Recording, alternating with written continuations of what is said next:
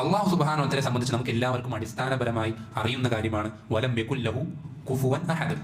അവന് സമനായി അവനെ പോലെ ആരുമില്ല, ഒരു കാര്യമില്ല. നമ്മൾ ശ്രദ്ധിക്കേണ്ടത് ഈ ഒരു അടിസ്ഥാനത്തിൽ നിന്നുകൊണ്ട് തന്നെ അള്ളാഹു സുബ്ഹാനഹു വ തആലയെ സംബന്ധിച്ച് അള്ളാഹു ഖുർആനിൽ പഠിപ്പിച്ചു തന്നതോ അല്ലെങ്കിൽ അവനെ സംബന്ധിച്ച് അവന്റെ റസൂൽ സല്ലല്ലാഹു അലൈഹി വസല്ലമ ഹദീസുകളിൽ പഠിപ്പിച്ചു തന്നതോ ആയ കാര്യങ്ങൾ നമ്മൾ പൂർണ്ണമായും അംഗീകരിക്കാൻ സാധിക്കണം നമുക്ക്. എന്നുവെച്ചാൽ അള്ളാഹു ഒരുപാട് വിശേഷങ്ങൾ പഠിപ്പിച്ചു തന്നിട്ടുണ്ട്, നാമങ്ങൾ പഠിപ്പിച്ചു തന്നിട്ടുണ്ട്. ഉദാഹരണത്തിന് അള്ളാഹു എവിടെയാണ്? ഒരു മുസ്ലിം ഒരാളോട് ചോദിച്ചു നോക്കേ, അവൻ കേൾക്കുമ്പോൾ എന്തോ ഒരു ചോദിക്കാൻ പാടില്ലാത്ത ചോദ്യം പോലെ പകച്ചു നിൽക്കുന്നത് കാണാം. പല ആളുകൾക്ക് ഉത്തരം അറിയില്ല. അള്ളാഹു എവിടെയാ? പല ആളുകളും പറയുന്നതാ എല്ലാം അവിടെ ഉണ്ട്, എല്ലാം അവിടെ ഉണ്ട്, മണ്ണിലും തൂണിലും തുരുമ്പിലും ഒക്കെ ഉണ്ടെന്ന് പറയും. അള്ളാഹു സുബ്ഹാനഹു വ തആല നമ്മളെപ്പോഴും കേൾക്കുന്ന സൂറത്താണ് സൂറത്തുൽ അഅല. സബ്ബിഹ് ഇസ്മ റബ്ബിക്കൽ അഅല. അഅല എന്ന് പറഞ്ഞ അർത്ഥം ഏറ്റവും മുകളിലായ. അള്ളാഹു നാമങ്ങളിൽ ഒരു നാമമാണ് അല്ലാഹിർ. എന്താണ് അല്ലാഹിറിന്റെ അർത്ഥം? അത് റസൂൽ സല്ലല്ലാഹു അലൈഹി വസല്ലം പഠിപ്പിച്ച ഹദീസിൽ ലൈസ ഫൗഖഹു ഷൈ, അവന്റെ മുകളിൽ ഒന്നുമില്ല. എല്ലാത്തിന്റെയും മുകളിലുള്ളവൻ അല്ലാഹു സുബ്ഹാനഹു വ തആല, എല്ലാത്തിന്റെയും മുകളിൽ. അവന് മുകളിൽ യാതൊരു കാര്യമില്ല. അല്ലാഹു സുബ്ഹാനഹു വ തആല എവിടെ വെച്ചാൽ നമ്മൾ എന്താ പറയേണ്ടത്? എല്ലാത്തിനും ഉപരിയിലാണ്, എല്ലാത്തിനും ഉപരിയിലാണ്. ഒരിക്കലും അവൻ എല്ലാവിടെ ഉള്ളവനല്ല. ശരിയാണ്, അവന്റെ അറിവ് കൊണ്ടും അവൻ നമ്മളെ വലയം ചെയ്തിട്ടുണ്ട് എന്നുള്ള നിലയ്ക്കൊക്കെ അവൻ എല്ലാവിടെ ഉള്ളവനാണ്. വഹുവ മഅക്കും ഐനമാ കുൻതും എന്ന ആയത്തിൽ കാണും, നിങ്ങൾ എവിടെയായിരുന്നാലും അവൻ നിങ്ങളുടെ കൂടെയുണ്ട്. അതെന്തർത്ഥത്തിലാണ്? മണ്ണിലും മുന്നിലൊക്കെ ഉണ്ടെന്നുള്ള അർത്ഥത്തിലാണ് അല്ല, അവന്റെ അറിവ് കൊണ്ട് അവൻ നമ്മളെ വലയം ചെയ്തിട്ടുണ്ടെന്നുള്ള അർത്ഥത്തിൽ അവൻ എല്ലാവിടെ, നമ്മളെവിടെ പോലും അവനുണ്ട്.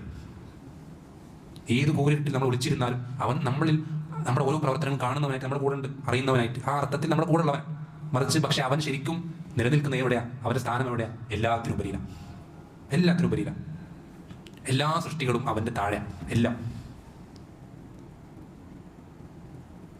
ഇതേപോലെ തന്നെ അള്ളാഹു സുബ്ഹാനഹു സംബന്ധിച്ച് പഠിപ്പിച്ച വേറെ ഒരുപാട് വിഷയങ്ങളുണ്ട്. ഉദാഹരണം ഖുർആൻ എന്നുള്ളത് അള്ളാഹുവിന്റെ കലാമാണ്, സംസാരമാണ്. കലാം എന്ന് പറഞ്ഞാൽ സംസാരം. നമ്മൾ ശ്രദ്ധിക്കേണ്ടത് അള്ളാഹു സംസാരിക്കും. അള്ളാഹുവിന്റെ സംസാരങ്ങൾ പെട്ടതാണെന്ത്? ഖുർആൻ. നമ്മൾ നേരത്തെ പറഞ്ഞു അള്ളാഹുവിനെ പോലെ സമനായി മറ്റാരും ഇല്ലാത്തത് കൊണ്ട് നമ്മൾ അള്ളാഹുവിന് ഒരു വിശേഷണം പറയുമ്പോൾ അതൊരിക്കലും മറ്റൊരു സൃഷ്ടിയുമായിട്ട് കമ്പയർ ചെയ്യരുത്. നമ്മുടെ മൈൻഡിൽ ഒരു താരതമ്യം കൊണ്ടുവരുന്നത്. സംസാരം എന്ന് പറയുമ്പോൾ നമ്മുടെ സംസാരം പോലെ ചിന്തിക്കുക, ഏതെങ്കിലും സൃഷ്ടികളുടെ സംസാരം പോലെ ചിന്തിക്കുക ഒരിക്കലും പാടില്ല. മറിച്ച് സംസാരമാണ്. അങ്ങനെ തന്നെ വിശ്വസിക്കണം. വകല്ലമ അല്ലാഹു മൂസ തക്ലീമ. മൂസ അലൈഹിസ്സലാമിനെ പറ്റി നമ്മൾ എന്താ പറയുക? കലീമുല്ലാഹ് എന്ന് പറയും. എന്താ കലീമുല്ലാഹ് എന്ന് പറഞ്ഞാൽ? അള്ളാഹു നേരിട്ട് സംസാരിച്ചു. അള്ളാഹു സംസാരിക്കും, നമ്മുടെ സംസാരം പോലല്ല. പക്ഷെ നമ്മൾ വിശ്വസിക്കേണ്ട സംസാരം തന്നെയാണ്. അതുപോലെ തന്നെ അള്ളാഹുവിന് വജ്ഹുണ്ട്. വയബ്ഖാ വജ്ഹു റബ്ബിക ദുൽ ജലാലി വൽ ഇക്റാം. അള്ളാഹുവിന്റെ മഹത്വം നിറഞ്ഞ ഏറ്റവും കുറ്റമറ്റതായ ഒരു ന്യൂനതകളും ഇല്ലാത്ത ആ വജ്ഹ് എന്ന് പറഞ്ഞാൽ എന്തർത്ഥം? മുഖം, ഫേസ്. അള്ളാഹുവിന് മുഖമുണ്ട്. പക്ഷെ ഇത് പറയും നമ്മൾ ഒരിക്കലും നേരത്തെ പറഞ്ഞ ഓരോ കാര്യത്തിൽ അങ്ങനെ തന്നെ. നമ്മൾ ഒരിക്കലും ഒരു സൃഷ്ടിയുടേതായി നമ്മൾ അതിനെ കമ്പയർ ചെയ്യാൻ പാടില്ല, താരതമ്യം ചെയ്യാൻ പാടില്ല. ഒരു സൃഷ്ടിയുടെ മുഖം പോലുള്ള അള്ളാഹുവിന്റെ സുബ്ഹാനഹു മുഖം. അത് ഓരോ കാര്യത്തിൽ അങ്ങനെ തന്നെ. പക്ഷെ നമ്മൾ ശ്രദ്ധിക്കേണ്ടത് എല്ലാത്തിനേക്കാളും മികച്ചതാണ്, ഒരു ന്യൂനതകളും ഇല്ലാത്തവനാണ്, ഏറ്റവും പരിപൂർണനായവനാണ്. അതുകൊണ്ട് തന്നെ അള്ളാഹുവിനെ പോലെ ഭംഗിയുള്ള പൂർണ്ണതയുള്ള മറ്റൊന്നുമില്ല. എളുപ്പം നമുക്ക് മനസ്സിലാക്കാൻ പറ്റുന്ന ഒരു ഉദാഹരണം ഞാൻ പറഞ്ഞുതരാം. ഈ ദുനിയാവിൽ ഭംഗിയുള്ള നമ്മൾ പലതിനെയും കണ്ടിട്ടുണ്ടാവും, വസ്തുക്കളെ കണ്ടിട്ടുണ്ടാവും, സ്ഥലങ്ങളെ കണ്ടിട്ടുണ്ടാവും, പലതിനെ കണ്ടിട്ടുണ്ട്. പലതിൻ്റെയും ഭംഗി കണ്ട് നമ്മൾ അമ്പരന്ന് നോക്കി നിന്ന് പോയിട്ടുണ്ടാവും. ഈ ഭംഗിയുള്ള സൃഷ്ടിജാലങ്ങൾക്കൊക്കെ ഭംഗി കൊടുത്തത് ആരാ? അള്ളാഹു സുബ്ഹാനഹു വ തആല. കൊടുത്തവനാണ് കൂടുതലുണ്ടാവും, കിട്ടിയാണ് കൂടുതലുണ്ടാവും. ആർക്കാ കൂടുതലുണ്ടാവും? ആർക്കുണ്ടാവാം? അള്ളാഹു സുബ്ഹാനഹു വ തആലയേക്കാൾ ഭംഗിയുള്ളൊന്നുമില്ല.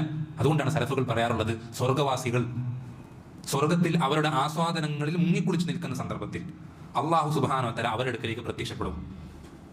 അള്ളാഹു സുബ്ഹാനഹു വ തആലയെ കാണുന്ന മാത്രയിൽ സ്വർഗവാസികൾ അവർക്ക് ലഭിച്ചിരുന്ന എല്ലാ അനുഗ്രഹങ്ങളും പൂർണ്ണമായി മറന്നുപോകും.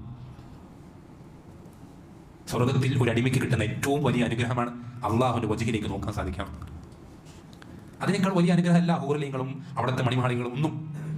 അള്ളാഹുവിന്റെ വജ്ഹിലേക്ക് നോക്കാൻ സാധിക്കുക എന്നുള്ളതാണ് സ്വർഗത്തെ ഏറ്റവും വലിയ അനുഗ്രഹം. അതിനേക്കാൾ വലിയ അനുഗ്രഹം വേറൊന്നുമില്ല.